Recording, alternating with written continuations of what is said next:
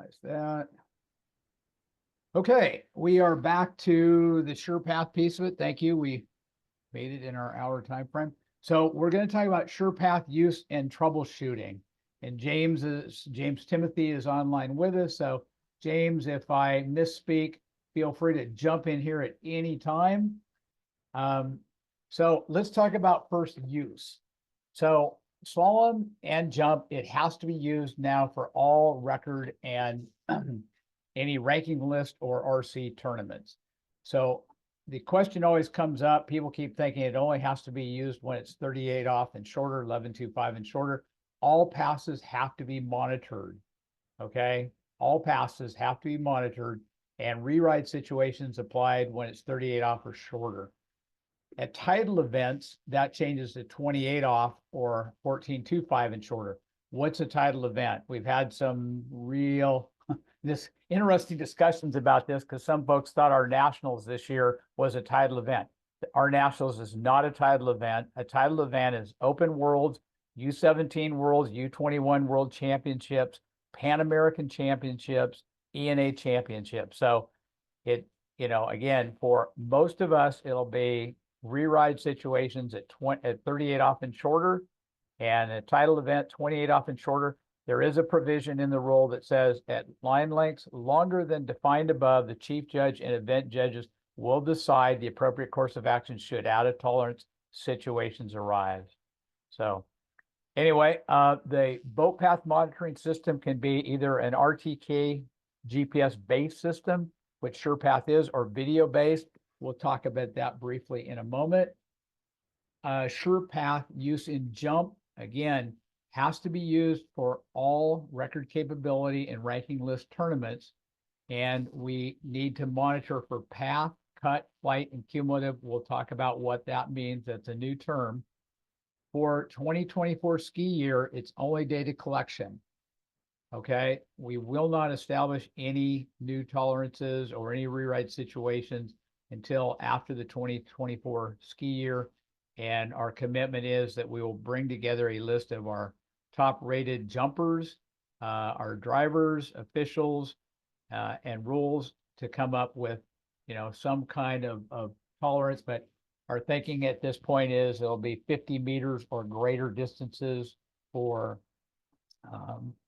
record capability in L events and 40-meter or greater distances for title events. As I mentioned, you can use two different systems currently for boat path monitoring. The first is SurePath. That's what we're going to focus on today. The other is a product that Donald has, which is Splasheye Drive. It's a manual system used with a PC and a PC capture card and in-course video. We are not going to talk about that, but there are the links to both if you want to do any further follow-up. Let's talk about SurePath equipment configuration because a lot of people are somewhat confused. I want to start off by saying that the rover or the base, the rover and the base don't talk directly to each other. They talk to each other through what I'll say is the cloud or the internet. So we have a base side. The base side consists of an antenna, a base box, and a rover phone or a phone.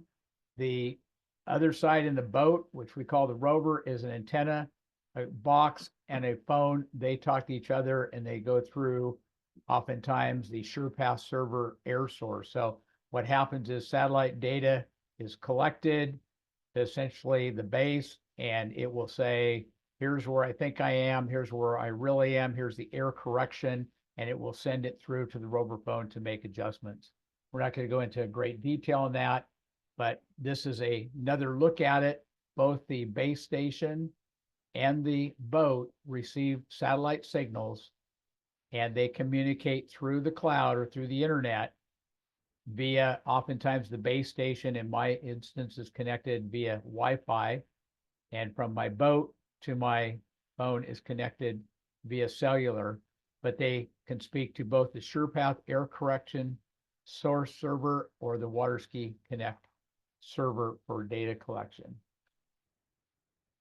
A lot of you know what a base looks like. A base station consists of an antenna, a survey grade antenna, a box. Sorry, mine's a little old, Donald or James. and a base phone. It's all Android. I happen to run mine currently on an Android tablet. The rover side typically comes with, again, a box, a rover phone, and a antenna and a mount. That happens to be a mount that I've gotten from Donald, an old splash eye mount. We recommend that in the boat that you use a survey grade antenna. It's a better antenna, it has better reception. It comes with a standard cable. I've upgraded mine to a heavy duty cable. You can see the difference. And the only reason is that in tournaments, I got people jumping in and out of the boat all the time. And these cables tend to be a little bit more durable than this cable. You can get that cable from Amazon. You can get the antenna, the white antenna from James. These are some different mounts that are out there. The one up here in the upper right-hand corner happens to be Jerry Jackson's mount. This one here on the pylon happens to be my mount. You can see that both of them made them. I've made mine adjustable so I can lower it and raise it. Whatever kind of mount you do use, whether it's the mount that comes with it or a survey grade antenna, I recommend you can see here I have a little piece of rubber band around the antenna. It essentially ensures that the mount does not rotate on the pylon. So the SurePath base, I'm not going to go into it. We'll assume it's up and functional. You'll notice these two lines here. As long as those two lines are advancing to the right, one will move, the other will move, one will move, the other will move. It's up and running. Ideally, you've done that yourself if it's your own personal base, or the homologator TC has done it. If they're not moving, it's pretty easy to restart it. Okay. One thing that James and I've talked about is occasionally, and I run my system has been up and running since March of 2020. And occasionally the Android phone will decide it's not going to continue to run the SurePath base, and I have to restart it. But it's one thing that you'll see, and we'll talk about some troubleshooting when you get into the boat and you see you don't have your base. Okay, I have a couple questions. Okay, go ahead. Okay, I suspect phones should be placed at the center of the boat, correct? We'll talk about phones, but Okay, yeah, we'll talk about that briefly. okay. The system has an antenna that connects to the pylon. The phone can be anywhere in the boat. That was from Kelvin. That is correct. Okay, so that's the answer to that question. Disregard, phone is just reporting. Okay. Eric K., who's responsible for monitoring the SurePath during an event outside of the driver in their seat? Somebody, you're going to cover that. We're going to cover that, and my message to you guys is it's chief driver's job to do that. So there's going to be somebody on the tower, and they will have a judge's monitoring app up there. But again, in scoring, we'll see it. Again, typically they only start raising their hand when they see a red, but the chief driver's job is to carry a handheld, and you can do it on an Android phone, and we'll show you that in a minute, but to communicate to their drivers. There's a few more questions, and I think you're going to address them, so just let me know if you Okay. are. If the internet's bad at your site, this is from Jerry Jackson, SP Web does cover how to set up a closed loop system. Sounds great to me. That is true. So essentially, if you're out in the middle of nowhere and you don't have any cell service or internet service, there is a way for you, and you can contact James. You can run a closed loop system.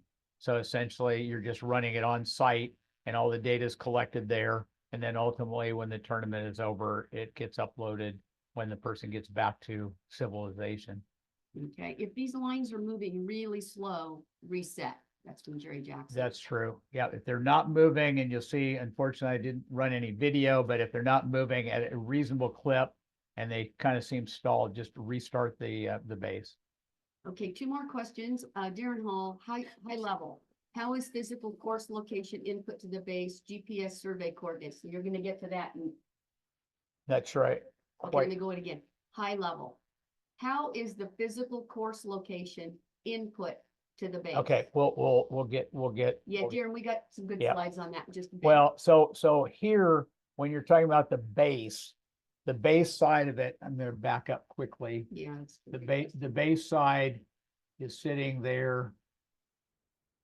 This side of the configuration when you plug this in, you put your antenna. Mine is mounted on the top of my house on a very secure location.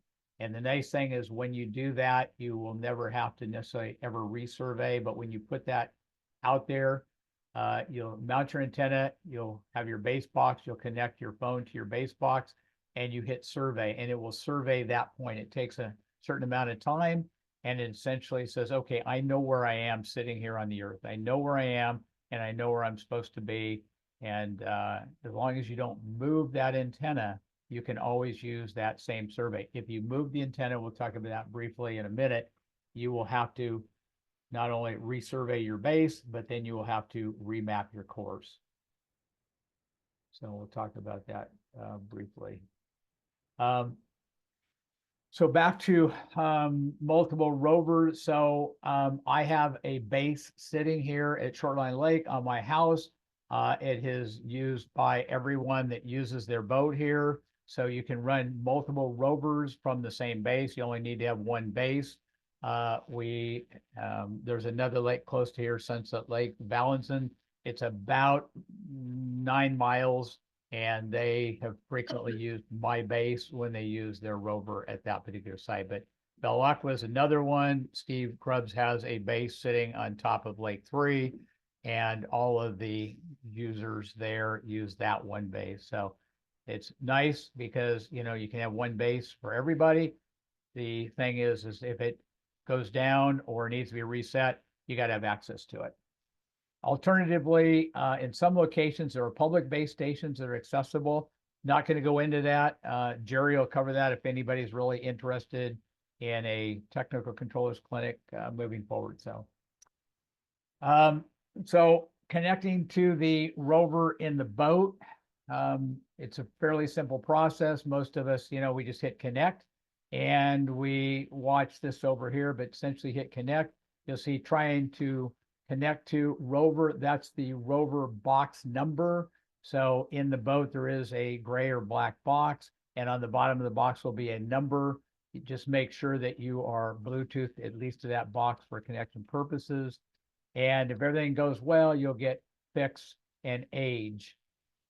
This is what it typically looks like. It'll start off with no GPS. It'll say RTK float. It may say something else in between. Ultimately, what you're looking for is RTK fix and 12 satellites. So if it all works great, you know, most people are happy. But what happens when it doesn't is drivers, you're in the boat driving an event, and what happens? Either you don't have the data, and quite frequently what happens, I get somebody, you know, who will, you know, get on the radio to me. It'll be Judy or Rochelle or somebody, hey, towboat, we have no data, we have no data, we have no data. And so how do we take care of that? You know, what do we need to look for? So here are some things. If it's not working, always go back to the main screen. Even if you're in boat lane slalom, for example, come back to the screen. This gives you a whole ton of data. Okay, first of all, in the upper right-hand corner right here, if you're running cellular, you can see, do I have a signal? Yes or no? And this little box here, this tells you, and we won't go into detail on this, this tells me I'm connected to rover B60C, which is my rover, wherever it is, sitting here somewhere. And anyway, it's the rover that's in the boat. You could always flip it over, but we've had problems. Multiple boats run into regionals or some other event, and someone's trying to connect their phone to a rover box, which is in some other boat. This tells you your correction data is coming from the SurePath server, and this tells you the profile of which the base station mount point is. My base station here at the house is called Bush 01, and so that'll tell me I'm connected to Bush 01. Again, RTK fix is what we're looking for at the end of the day. Age is critical. You need to get out there. If we have any problem here, we use SurePath every day here, and Elaine gets in the boat, she'll typically drop the boat and get everything running and flip SurePath. If something doesn't pop up, it'll typically be age. It'll be, you know, because for some reason the base station is not connected, so I'll have to run back to the house and reboot the base. But always look at age. If you, you know, pay attention here. If you don't have age, it means the number and or the number is not constantly changing, or no number at all, you have no base. So again, as I said, you may have to restart the base, okay? And or, it's your first key when you first boot up, when you get in the boat, is it working? If it's stuck at 60 seconds or more, you have no base and no recent error correction data. And we'll talk about that a little bit here as we go forward. This down here, most people never look at this. When somebody says, hey, the boat says, I have data, and the score says, I don't have any data, it's often because somebody did not put in the right tournament event name. In this case, I just put in 24W for West 001, but that will tell you that this rover is connected. And this rover will connect to that. It will connect to the WaterSki Connect server and give you that, even if you're not connected up here at to the boat side of the system. So again, rover, more troubleshooting suggestions. Cellular and Wi-Fi. If the rover right here displays RTK float, or you're getting, digital GPS or fix, then your connection to the servers is good, okay? In locations where you have weak cell service, and this was pointed out by Chip Shan in the East, they had some weak cell service, but in the Mastercraft, they were putting the cell phone, where were they putting it? They're putting it down in the little holder that's way down by your feet, because it was that nice little holder. Or in the Malibu, where do they put it in the Malibu? They put it in this aluminum thing that is half an inch thick. Well, that's like taking your cell phone and getting in your trunk and calling your spouse and saying, hey, how come you can't hear me? So if you're having problems, in a weak area, it only makes sense. Use a windshield mount. Put the thing up. Don't put it in the cup holder near the floor. Okay. Satellite signals is another area that we have. So if you can't get RTK fix and you see something like float, oftentimes you'll see float, and you'll see float as a driver when the judge gets, leaning over the pylon and changing the rope, all of a sudden the thing will go from green to yellow. Okay. That means the antenna can't see, the GPS signal from the satellites. So if it's too low on the pylon, for example, move it up. So Jerry's, antenna mount, he mounts it way up high because people will put, other things on the pylon like cameras. That too can interfere. So again, it has to have a good view. So move it up. It could be a line of sight blockage. So we have some areas where people will drop at the end of the lake and there are trees overhanging the lake. And now all of a sudden it goes from fix to float. So, again, that can affect it. Trees can affect it. Weather can affect it. Environmental issues can affect it. Remember, the satellites are constantly moving. And while you have a problem, for a few minutes here or there, it will typically clear up over time. Age of the driver is important for you to look at. And this does show up on the main slalom screen, okay? Typically, age is between 0.2 of a second and 3 seconds. But if it may begin to climb, and if it starts climbing, then the base may have been lost and not receiving error correction data. So age will continue to function. You can watch this go up to 60 seconds. And so even if you are at the end of the lake and you're starting to go and you see age at 30 and you can make it, before 60 seconds, before, if you can complete the pass within 60 seconds, then you will still get the data passed on to the server. The other thing to remember is sometimes, cellular communications pause for a few seconds, and age does occasionally climb a little bit. So don't worry, if it's more frequent, you may want to check your connection, especially where some people are not using cellular on the cell phone, and they are instead hotspotting the, rover phone to their personal cell phone. So they're making another connection there. And then we've had that happen where, guys in the boat, everything's working. He gets out of the boat, takes his cell phone with him, and guess what happens? Now there's no connection. So this is, just things to look at. This is a slalom screen. So when you see red, obviously you got a problem. You have no base, okay?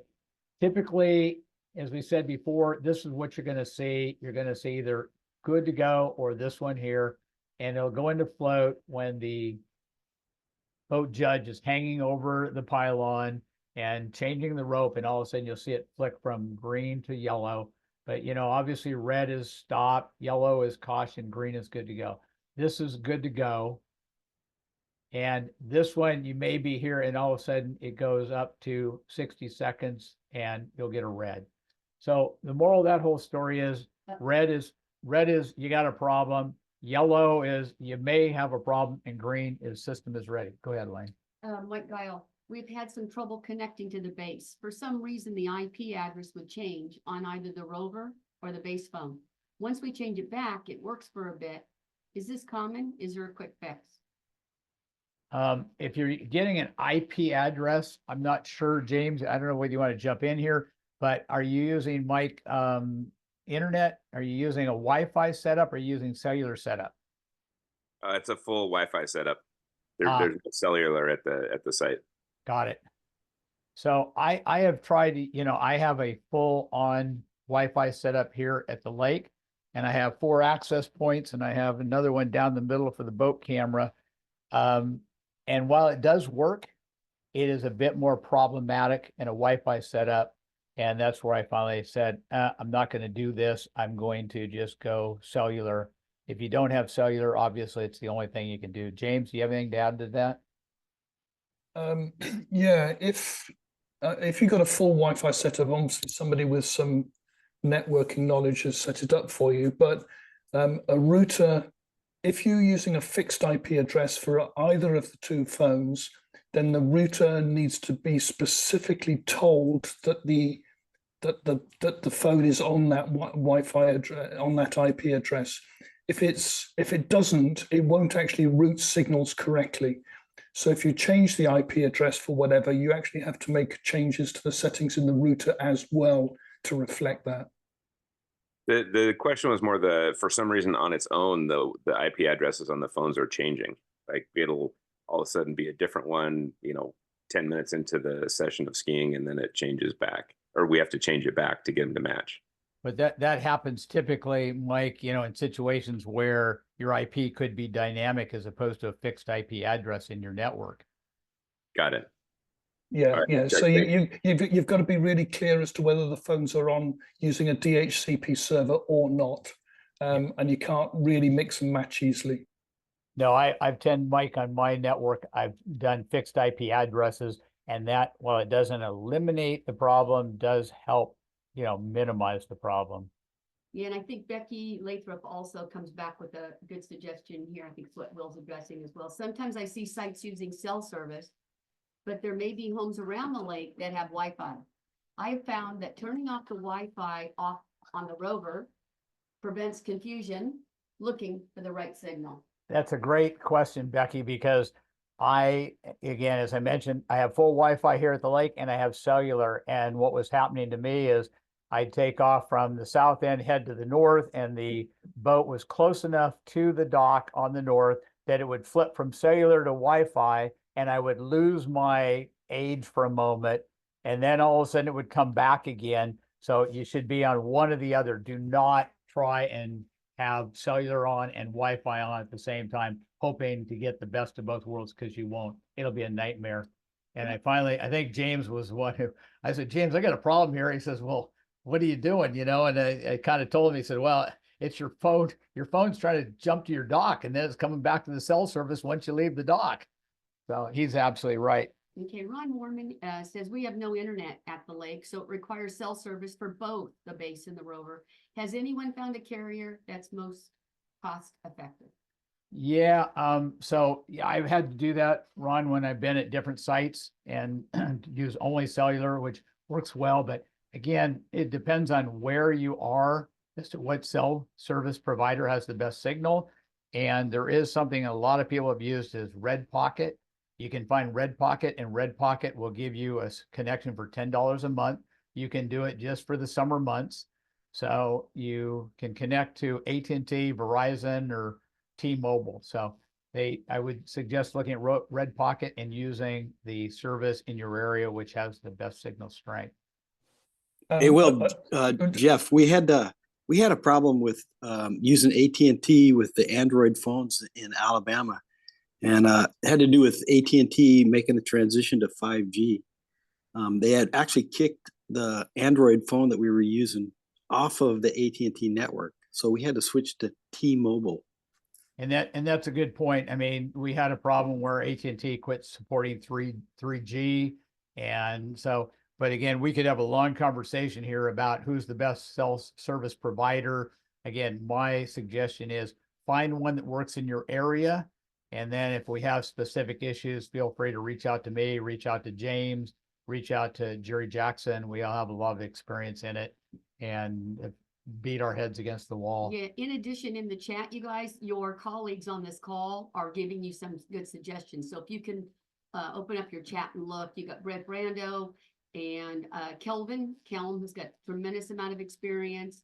And let's see, Jerry Jackson, there's quite a bit in terms of other, and Chris Seller and Chip. So Ron Warman asked, would it be possible to get, yeah, we've got that covered. These just for anybody's asking, if you didn't check in earlier, Will's gonna be sending a link to both the PowerPoint presentations, his and Donald's, as well as this is all being recorded. So he'll send y'all a link, anybody that's registered when this is over.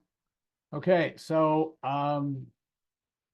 let's talk about driver login, because as Donald said, currently Westons, for example, can populate the rover with a driver's name. We want you, when you get in the boat, to log in. This is a new screen. When you go to the slalom screen, it will look like this. This is a new release, so download it. James just released it this last week. It'll be blank. You won't have a name in there. So the first thing you do is up here in the upper right-hand corner, you click on these three little dots that say driver login. You'll get a screen that says type at least 3 characters. Okay, in this case, I put in BUS, and up pops Will Bush and Elaine Bush. You select one of them. I selected Will, enter your PIN. I entered my 4-digit PIN, and you can see it populated my name, and it says logged in successfully. Okay, do that. Make sure you do that every time. When you're done and you get out of the boat, again, come back up to the 3 dots, click on it, driver log out. As soon as you click that, it will say you are now logged out and driver's name will be blank. Make sure you do that before you get out of the boat. Otherwise, someone else's driver data will end up on your portal. So I can tell you, all of us have done it. Chris Eller and I were laughing the other day, some events, we get out of the boat, somebody else gets in. I was driving an event. Greg Bedell and I were driving an event, and Greg got done driving. I jumped in the boat. I ran it down the other end of the lake to get fuel. And I'm kind of weaving back and forth through the course to, just see how the boat feels. So that went under Greg's portal data. So log yourself out. Okay, guys? And if you don't, and the data is in your name, is there any way to get it out? Not easily, no. Okay, so The just so answer, you know how important- Donald can jump in here, but we've had that request before because we had poor Dennis Phillips ended up where the score had put somebody else's name or put his name in someone else's driving, and the driving was so bad that we called Dennis and we said, Dennis, what were you doing that day? Did you have a bad night? What happened? I mean, there was red everywhere. And Dennis goes, it wasn't me. I promise it wasn't me. It wasn't me. So the good thing, as Donald said earlier, is we're adding a comment section to the portal. And in that, you'll be able to go in there and make a comment, which is, wasn't me. It was, and do the explanation. The other thing about the portal that I might mention is when we start using the portal for purposes of either advancement or whatever, we will ask you, okay? We will ask you to give us those tournaments that you feel are representative of your driving. So at the end of the day, don't go out there and say, I'm not going to drive today because I don't want bad portal data. The wind's blowing and I'm not going to drive this event. No, drive the event, go in and just say it's windy. But again, if it comes time and you want to be selected for an event somewhere, or you're looking to be upgraded in the future, let's say from regular to senior, we're going to ask you, you give us the 5 tournaments that you think are your best representative sample. We're not going to go in there and use the data to ding you. So don't be fearful. Okay, back to some of the other things that as a driver, you should at least pay attention to. Again, the same 3 dots where you put driver login. There are the tournament settings, which are the event ID and sub ID, sanction number. We'll talk about those. Select the course. You have to select the course. In this case, it was Shortline Lake. But if you're running on multiple lakes, like Jerry, had a kind of a bunch of headaches when we were running at West Palm for last nationals. People would take a boat from the Turnpike Lake back to the main lake and back, and they forgot to select the course, and that doesn't work. And then boat lane preferences, we'll talk about offset a little bit, because oftentimes the antenna is not centered on the pylon. It may be offset, and there's a way to enter that offset. So tournament settings, again, tournament settings, you need to take a look at this. The scoring server is Waterski Connect. I was at an event with Scott Larson where the driver got in the boat and he changed this from Waterski Connect, another selection is SurePath. And so he changed it to SurePath, but we had no data. Nothing was coming in, nothing to scoring.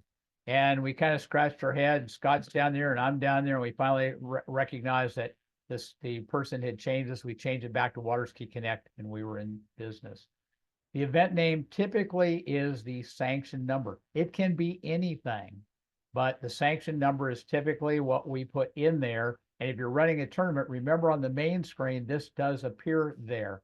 For practice sessions, you may use your name or simply put the word practice and that day's date if you want. Even if you just put practice or will or whatever you want to do, I don't know what Jerry puts in there, but the date will appear as you've seen previously in Donald's presentation for that date, and it will be whatever name you put in there. It could be, January or February 3rd, and it might be Will's practice, or I might have somebody else driving, and it might be Bob Hardiman's practice. I see you there, Bob. So it may be Bob. Bob may, we may put Bob in there. So, but Bob obviously could get in and change his name too if we wanted to log in on that. Go ahead, Elaine. Jerry Jackson, Jerry, I don't know if you just wanted James to respond to this. It says, James, drivers that don't have a PIN number, non-AWSA, IWWF numbers, cannot put their name in, for example, practice under the newer version. That's to James. Okay. I will check that out. Okay. They should be able to put, yeah, that's Okay. interesting. Okay. Okay, thank you, Jerry. And then Randy Walton, this is a great question. Some of you aren't on chat, so you may not be reading these, but this is a really good one. Is SurePath app only available on the Android? Is it not available iOS?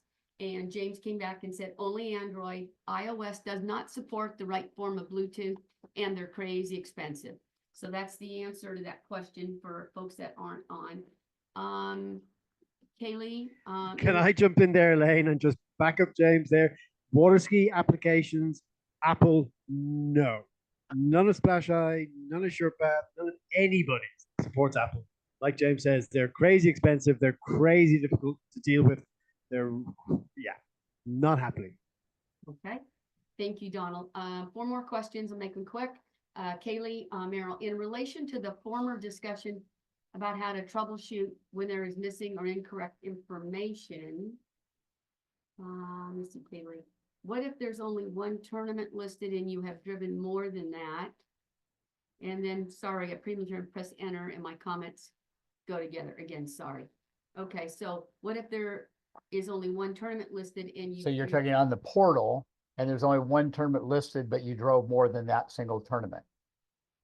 So either you didn't register in the portal, which hopefully the login that you saw earlier will put your name in, it will go directly to the portal, or the score didn't have your name in there. But like Donald said, there is a box there which says include only or not include only, the data that might come from Westhims. And so if you don't see data when you log in, go ahead and click that box and you'll see that other things do pop up. Okay, 2 more. Donald? Yeah, if I can just jump in there. We are kind of in a crossover period of time here where we are moving from scoring supplied names, which has been unreliable, to logging in so you know that I can't. I've done a huge cleanup of the data where scoring has applied names, and I've matched them to driver IDs who are registered. If people come back with important questions about old data, I can try and help. But ideally, start logging in on the rover. And if you find you drive a tournament where you're logged in and the data doesn't appear, then feel free to contact me and I'll see what the issue is. Perfect, thank you. Okay, a good mention here by Roger Logan, that event name is case sensitive. Event name is case sensitive. Yeah, so 24W capital is different than 24 smaller case. But again, that's critical for the tournament itself. If you're practice, we don't care what you put in. Okay. You can put in whatever you want. Okay, and then let's see, is there anything else during practice? Kelly Kohler, during practice, and if you ski 2 lakes during the same set, how difficult is it to change lakes after each pass? Well, so there is a function that James has in the SurePath, which says multiple lakes. Let me go back here. See where it says dual courses off. So Kelly, if you're skiing 2 courses and you're actually like Frank Harrison at Shadow Lakes, you actually ski course 1, you go around the corner, ski course 2, come around the corner, ski course 1. You can use the dual course to actually move through that. Okay, there's another great question that just came in on a text because person couldn't get to chat. Is there an established protocol for the chief driver of tournaments when they're returning promo boats back to their owners? It seems like whenever we get our boat back from a tournament, the SurePath is still connected to the tournament, the host base station, and the course survey. Seems like the host lake should return the SurePath back to its original setting.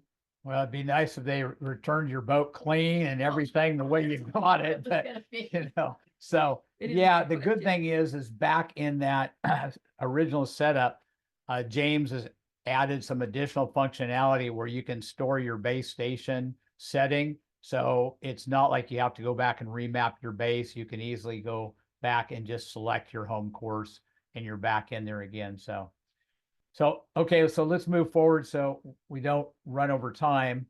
So event name goes in and or, your practice session.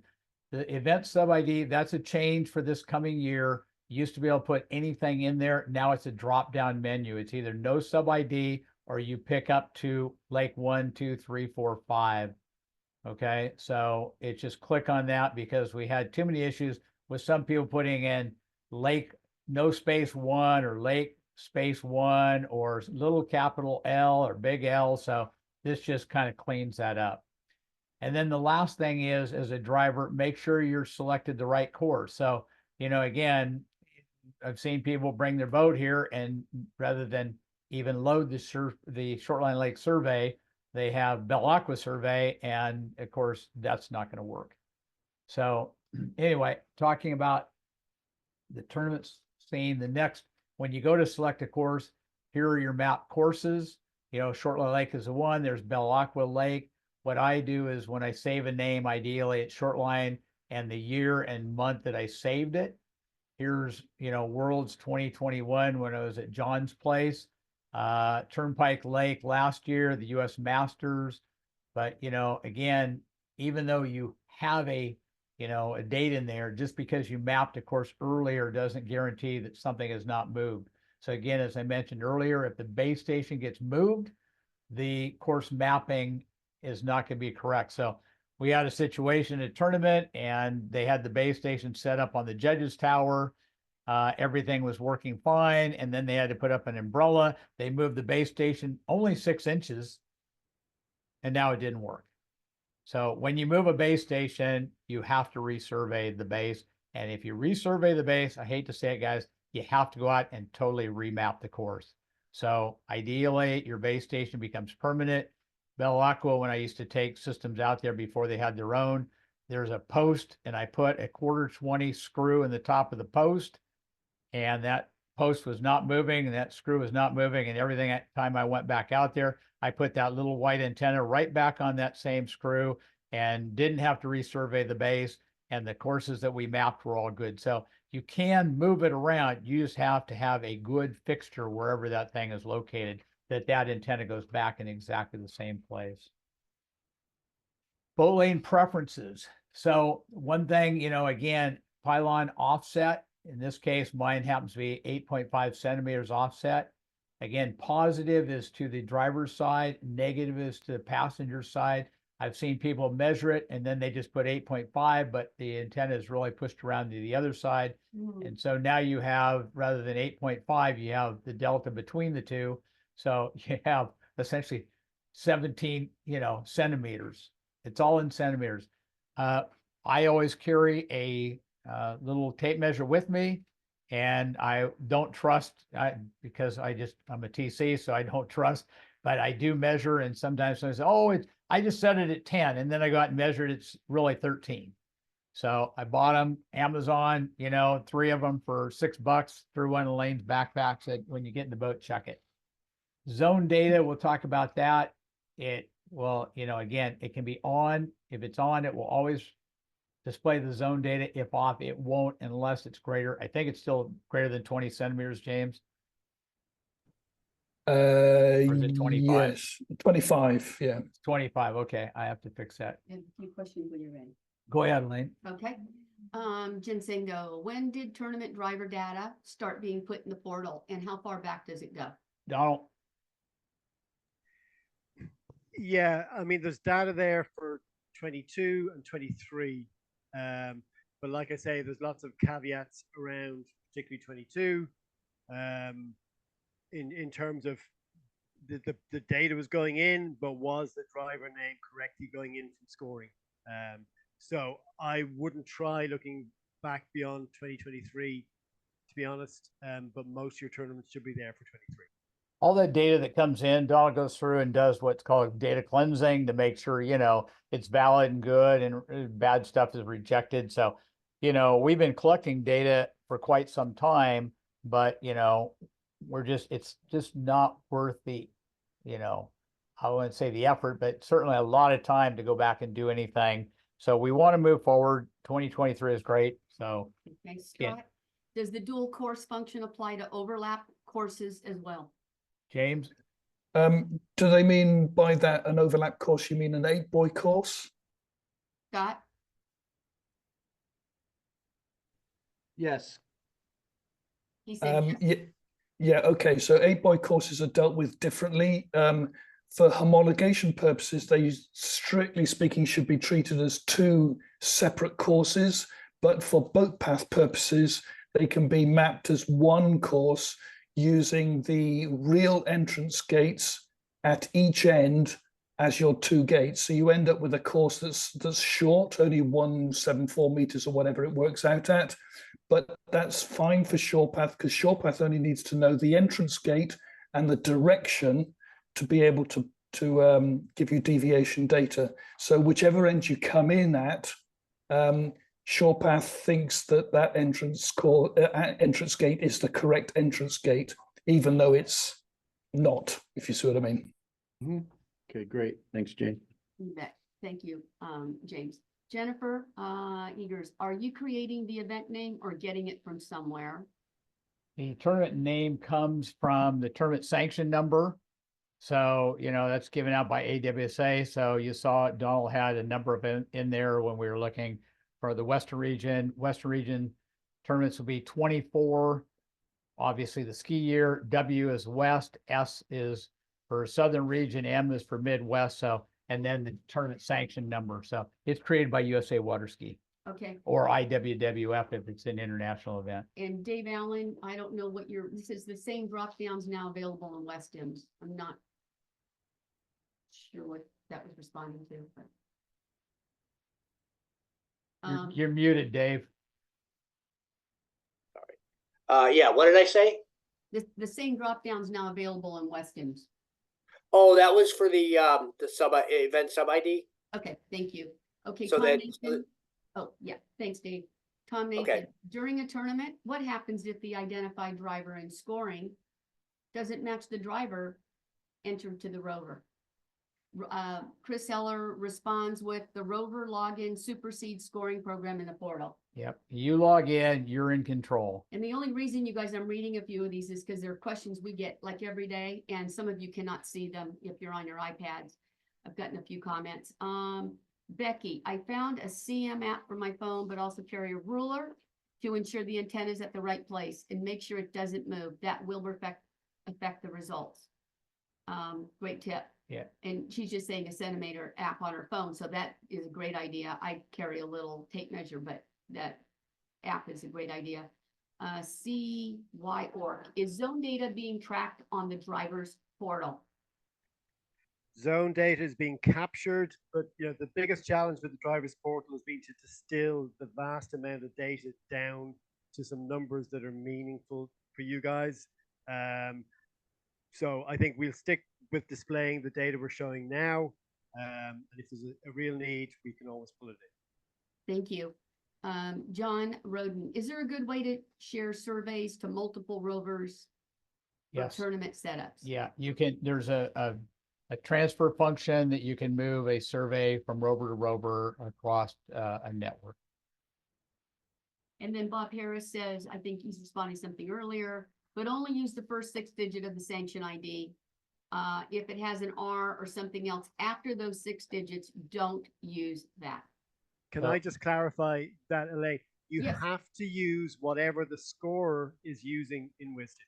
If the scorer, for some reason, has included an OR in the setup in Wisdom, that's what you have to use. Everyone using WaterSki Connect needs to use the same event ID. That's the most important thing. Okay, so Robert Howardson, we need to make sure our scorers understand that.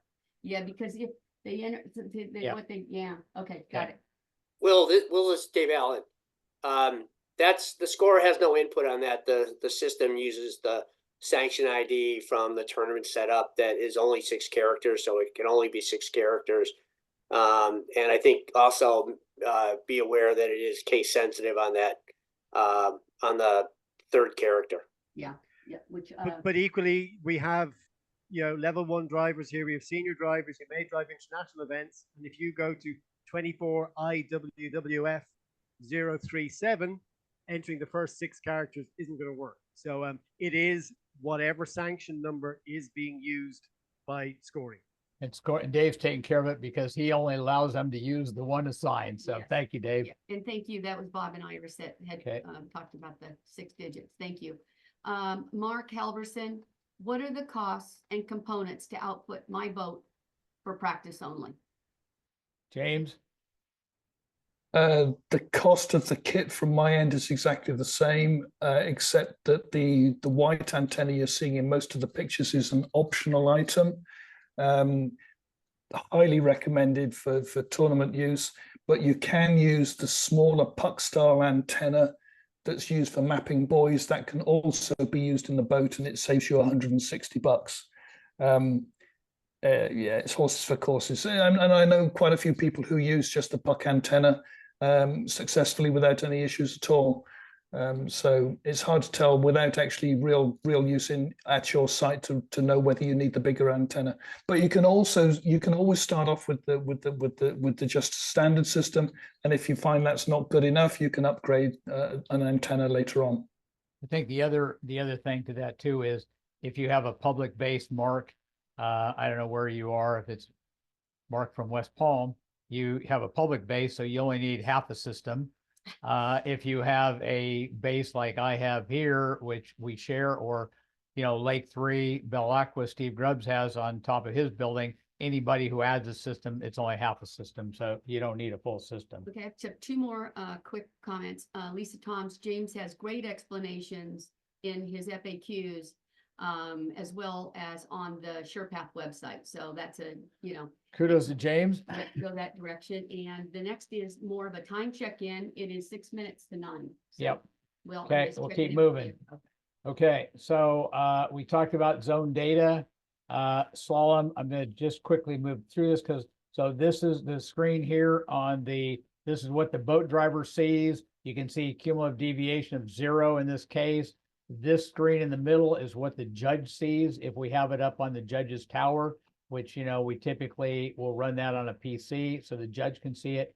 This is what the chief driver would see if the chief driver ends up carrying around a Rover phone, and they can see everything that's going on. In this case, they also see the zone data. This is an example of 16 cum. So you see 16 there, you see 16 here, you see 16 here. So you can see that no matter where you are on the site, you can see the data. I want to talk about jump because jump is new. Some of you have seen this. So the old system or the older display used to just have this left-hand column. We've now added cut, flight, and cumulative. I want to talk about that briefly. It's not intended to be an extensive discussion on that. But, you know, we've tried to say, you know, 180 is the measurement or deviation at the 600-foot buoy. ST is the deviation when the boat comes through the start of timing. NT is the point where the skier begins essentially to make their cut to the ramp. MT is the mid timing, ET is end timing, and EC is end of course. So we've come up with these data to make it this data cut, flight, and cumulative to make it more meaningful. So here's a little diagram to show you. Here's the boat going this direction. Here's NT, which are no buoys at NT. It's a virtual buoy. MT and ET, mid timing, end of timing. These are the yellow buoys. Typically you see it 10 meters in front of the ramp. But this is where the skier, this is to scale. This is done in AutoCAD. This is where the skiers start to make their cut to the ramp. Okay, when the boat is approaching that point, the skier comes through the ramp, and at about this point, when the boat is here, the skier is coming off the top of the ramp. This is actually 61 meters or a little over 200 feet down the lake where the skier will land. This is 50 meters down the lake. I kind of did it, you know, since women are closer to 50 and men are closer to 60 to give you some idea. There's two areas we're measuring cut. Cut is what happens when the boat is between these 2 points. Flight is when it's between these 2 points. It's negative, unlike the slalom, where everything is positive to the skier or to the buoy and negative away from. In jump, it's negative towards the ramp and positive away from the ramp, okay? And everything is plus or minus from the requested boat path. And we'll show you that in a moment. So cut, what does cut mean? It's essentially, it's measured when the pylon is between the 15 and 19, 52 meters or NT and the MT buoy. Okay, it's the difference between NT and MT. So for example, if the driver here is at -5 and here the driver is +25, there's a difference is a 30 centimeter swing, means the driver moved away from the ramp slightly, about 30 centimeters or a foot. So a positive number would indicate the boat moved away. A negative number would indicate the boat moved towards the ramp. Okay, and we also take that number into account when we talk about cumulative deviation. You'll hear us talk about boat path as we go forward. For our longest distance jumpers, they are going to beat you if you end up with a negative number in this cut area. That means as they started going to the ramp, you let this boat get sucked to the ramp. And they will tell you that is an unsafe situation. Okay, so how do we expect you to drive? We'll talk about that too. You know, obviously you pull a junior girl, you expect to have a nice smooth path all the way through. You know, as we get to guys that are going 200 feet, that is a different jump path. Flight. Flight is essentially measured between MT and ET when the boat is between those 2 points. So example, again, if MT is 30 centimeters means they're a foot away, and they go to 50 centimeters, the swing difference is 20 centimeters, positive 20 centimeters. If it was opposite and the boat went in, it would be a negative. So anything to the ramp is negative, anything away from the ramp is positive. Cumulative is the sum of those two.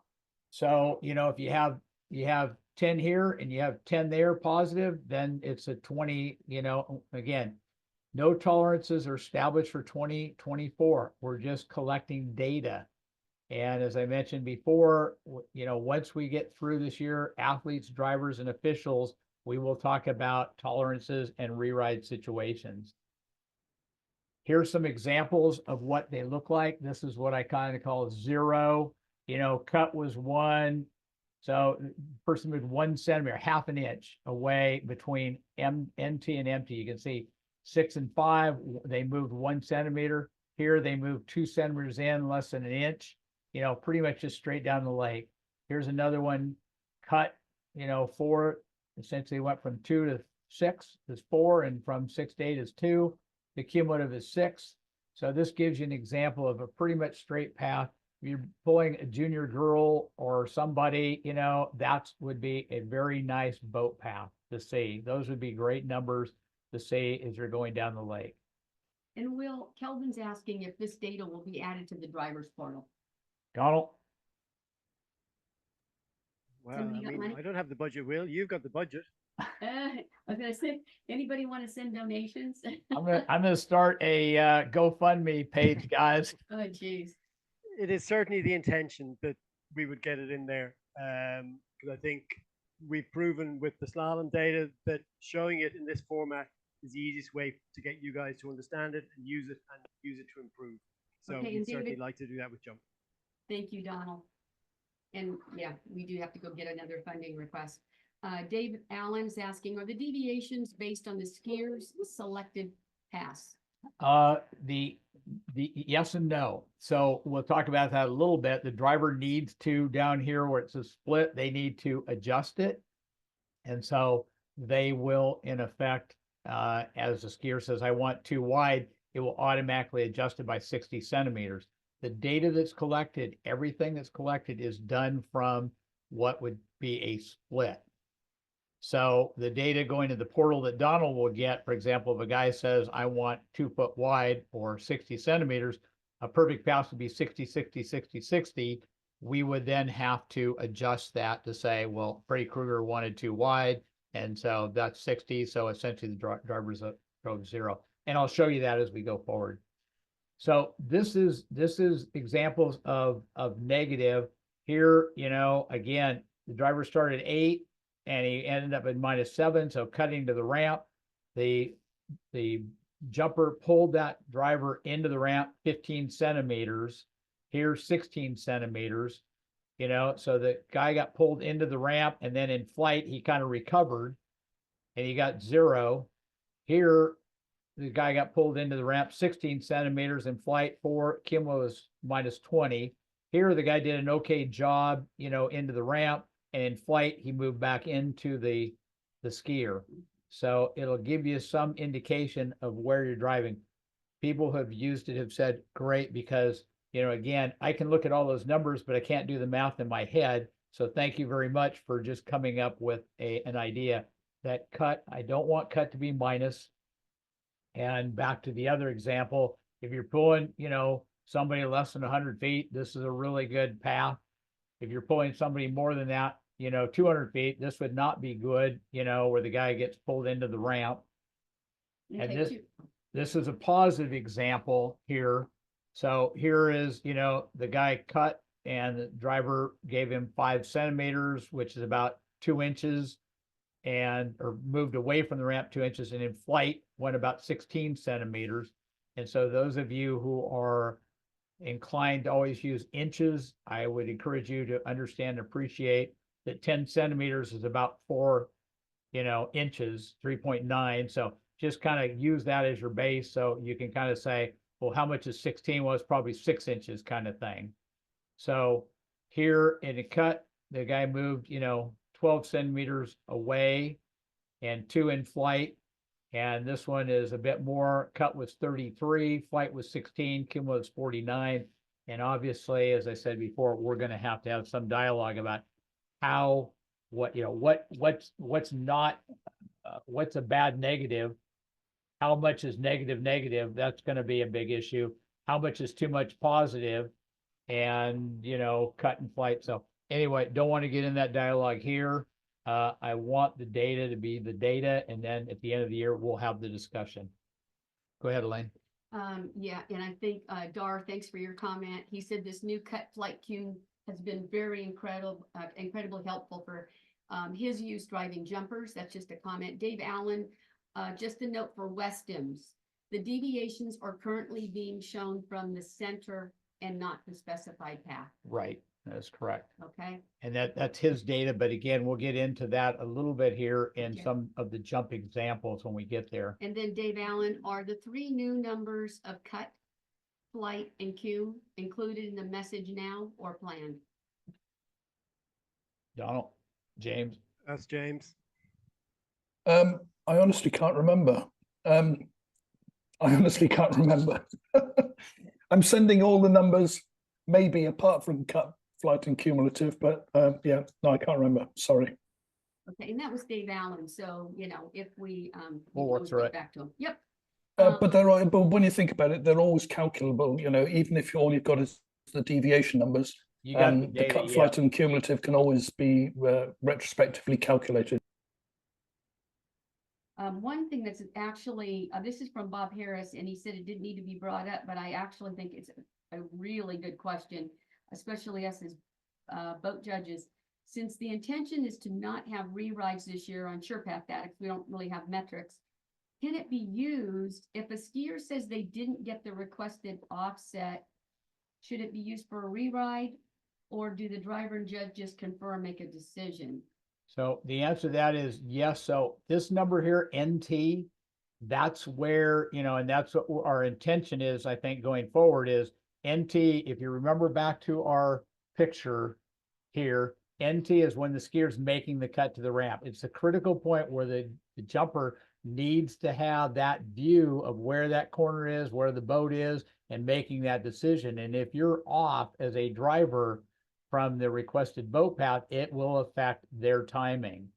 Okay, so with that said, when you're looking at this data, you can say here, the guy asked for split and it was within 1 centimeter, it was good. If these numbers here, for example, you know, if the guy asked for split and the number's 50, you know, he didn't get the requested path. And the current rules do provide, and it says, I believe, correct me if I'm wrong, Rochelle or somebody, I think it says IWWF rules say 40, more than 40 centimeters, you didn't get the right, you know, the right path, and they're entitled to a rewrite. So, and there is a provision in there, if I recall correctly, for challenging, but don't want to get into that. So anyway, we'll get a little bit. So slalom map, I want to talk about briefly. People asked about slalom and that. So again, when you map a course, you guys may not be the ones, but you may be the one to do it. You know, again, you need to make sure this says fixed. It can't say no fix. It's got to say RTK fix. Okay. And at the end of the day, you need to decide whether you want to, every time you hit enter, do you want to advance and do you want to save? That's your choice. Antenna on the colander. I added actually a piece of ABS inside mine because we have all those tall cylinders. This fits nice over a slalom buoy, does not fit so well over a cylinder buoy. So I added this, which makes it nice to fit over a cylinder. So for practice, when you map a course, you can obviously just map G1, G2, G3, and G4. But for a tournament, we require now you map all of the red buoys. So you'll map G1, G2, G3, G4, and you'll map all the slalom buoys. Okay, and then you will hit tournament validation. I'll show you what that screen looks like, and it will come back and tell you the tournament validates. Okay, so as I said, as a driver, you don't necessarily have to do that, but you may be, you know, asked during an event because something happened to go out and help them remap the course. I don't like doing it from the boat because the boat's pushing, you know, the water and moving the buoys. My preference is to do it from the water. When I do it from the water, I have a device that I use, you know, and people, you can use that little top hat. You can use other means of doing it. I do it from a knee board. I put everything on the knee board and just put on my swim fins and just swim around the lake, mark it. I'm done in about, you know, the whole course, including the boat guides, in about 20 minutes. So anyway, you need to hit tournament validation. It'll say okay. The interesting thing here for all of you, and you can get in as a driver and go to this screen and you can hit tournament validation. It will tell you the width of the gates, and the gates, you know, should be 1.25 meters. This one, 1.25, 1.25 for all intents and purposes. It'll give you the average width. So people were asking, what happens if the map, you know, is not in the center? Well, this will tell you that you just mapped all of these buoys, and it'll tell you the average width between these buoys and that center line, and these buoys and that center line. So if you're not in the center, you'll get to here. This is 11.5 meters from the center line from 1, 3, and 5, and 11.52, so less than an inch difference on the other side. The average is 11.51. You can be assured when you're driving this course, somebody did a good job. If you get out here and this thing is way out of whack for some reason, you'll be able to quickly say, hey, we got a problem here, folks. I'm not driving until we fix this, or we're not using SurePath. I don't care. So that's slalom. And jump. So jump, we map the STs now. We used to just map 4. We are asking for a tournament. The STs, the MTs, the ETs, and the ramp center line. And then again, perform a validation function, okay? And James has updated this. This is old, but it'll give you the width between the start buoys. It'll give you the width between the mid-time buoys and the end timing buoys. Okay, says axis offset for 180. We'll show you how far the jump ramp is from the course center line. The change also for this year is the jump path center line is a line which runs parallel at 2 meters to the course X axis. What does that mean? What that means is that the new jump survey, we use this line right here, 15 ST and MT, because that's where the jump is relative. That's a critical point. You know, how far is that jump from these buoys when the skier is going through and off the top of the ramp?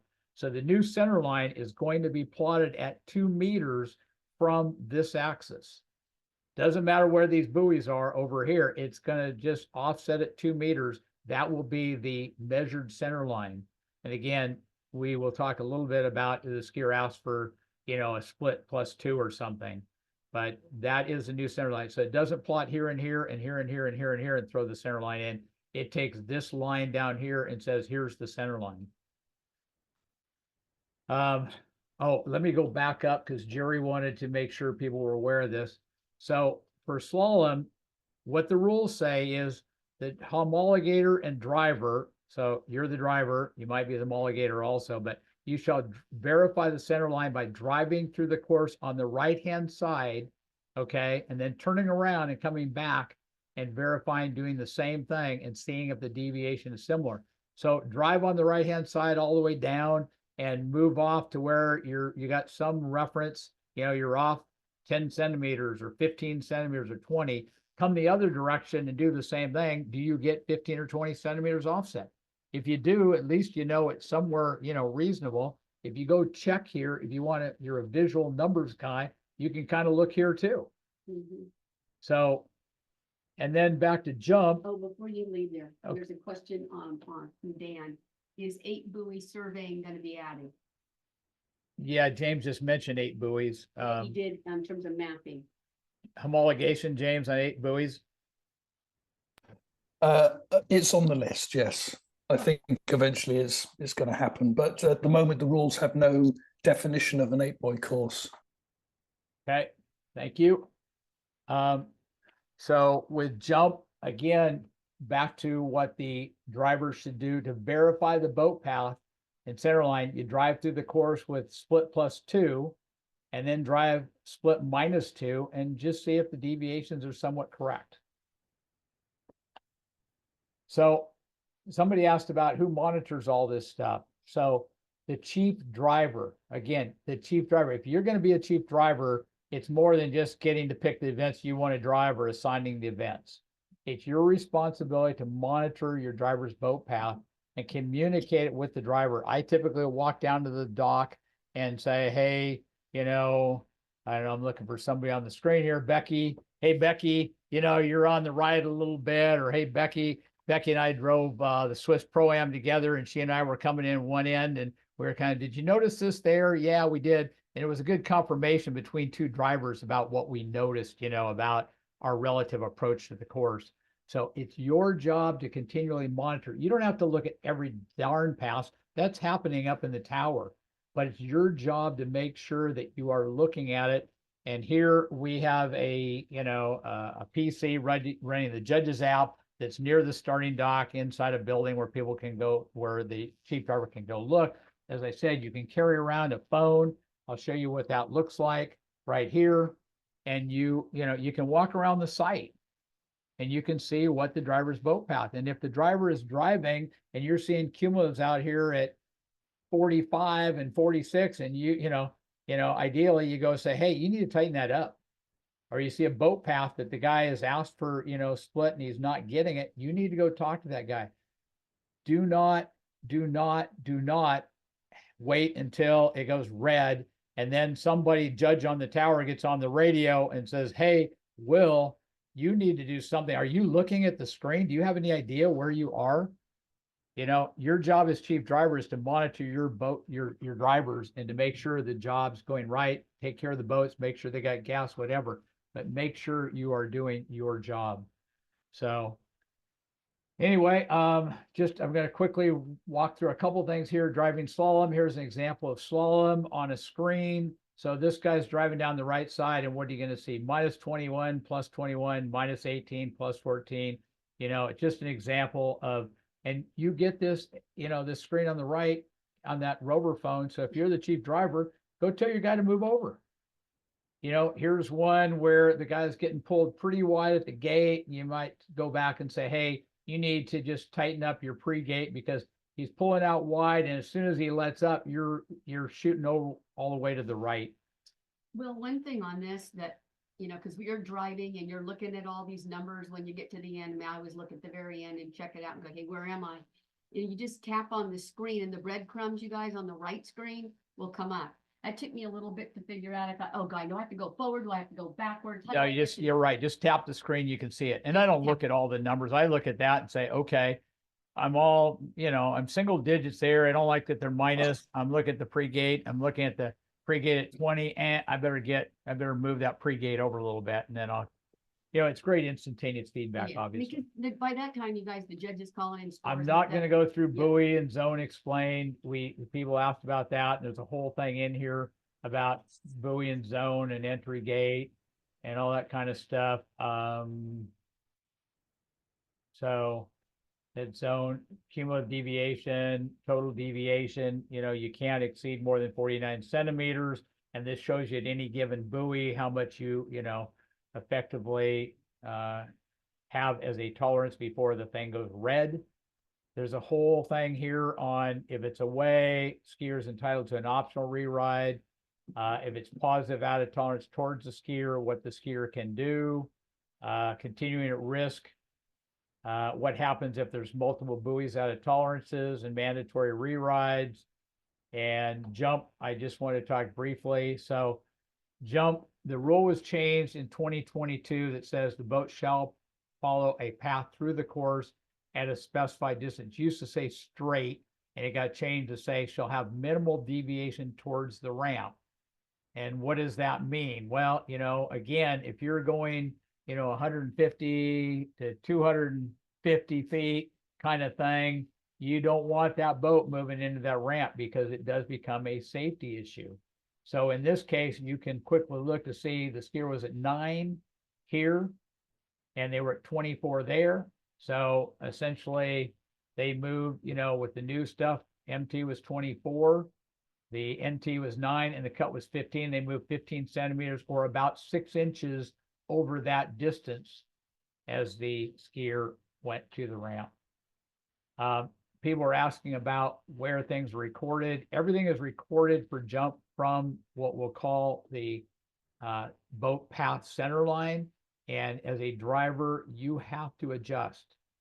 So when you hit the +2 or -2, you know, the rules say that the skier shall use split, split +1, split +2, split +3. We know that doesn't happen.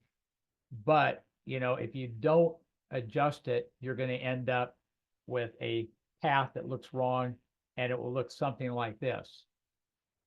So in this case, it says S+2, and it shows the skier was off center by 60 centimeters when it was, you know, again, a relatively pretty straight boat path.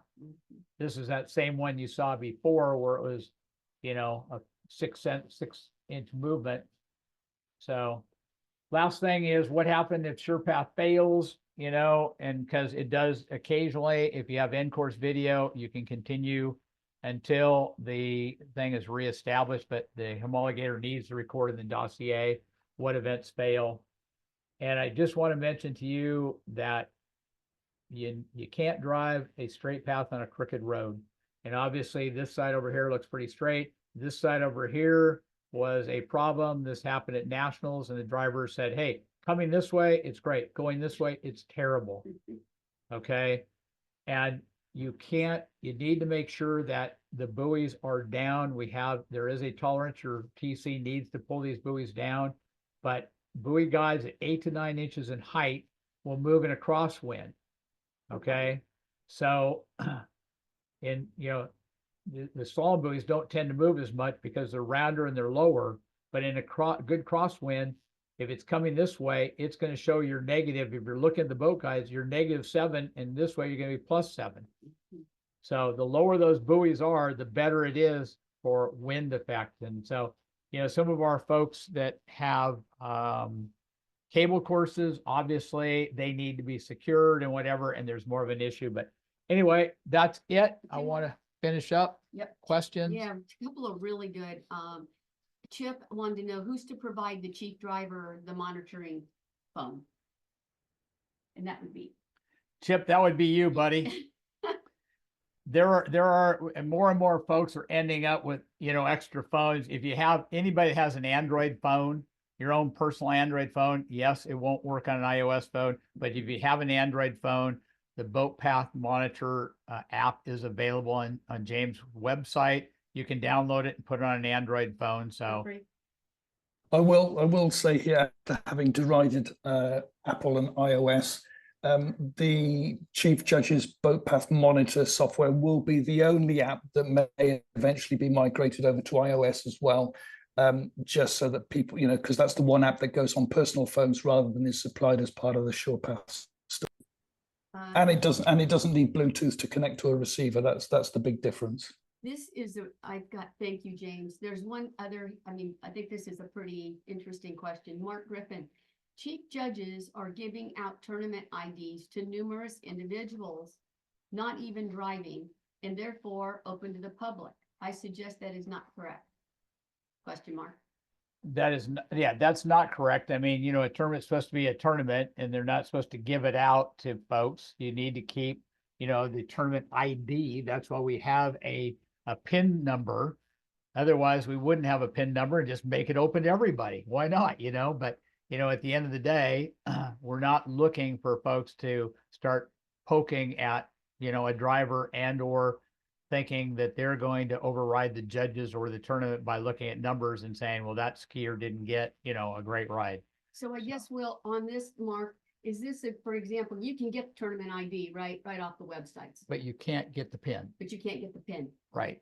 So if You have can't to have a get the- PIN. So if you can't get the PIN, it's great you got the tournament ID because that's public. But if you don't have the PIN, there's no way. Are you saying, Mark, that people are giving not only of the sanction number, that's easy, but the PIN number out to people and they can sit at their home on their couch Yes, and watch yeah, their that's friends what, drive? that's what people have done. They've given the PIN. That's what's been happening. I'm sorry, I can hardly hear you, but yes. That's probably me though, because I'm not as close.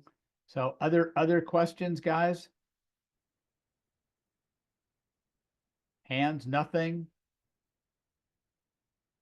Recording and the PowerPoints will go out. Yeah, we'll take care of that. So anything else before we adjourn? Make sure if you haven't, go onto the chat and say here. If someone else is sitting there with you that wants credit, make sure that you know, say, you know, so-and-so is here with me. So, all right, guys. Well, we ran over a little bit, but thank you for your time. I hope it was helpful. I do, you know, I guess, apologize to those of you where this was a little over your head. It was originally, like I said, intended for regular and senior drivers and your assistant drivers. You know, there are other clinics that will happen. You know, we can't, when we do a clinic, I'm always looking to do things, what's newest, what's latest kind of stuff. But other folks will do clinics for, you know, those people that are aspiring drivers. So with that, everyone, I thank you all for your time. Donald, if you're still here, thank you. James, thank you for your assistance and for those of you that participated, much appreciated. Have a great day, everybody. Thanks, you all as well. Thanks, Will. All right, guys. See ya. Will, Thanks, thank you very Elaine. much. Outstanding. Bye-bye. Thanks, Elaine. Oh, you bet.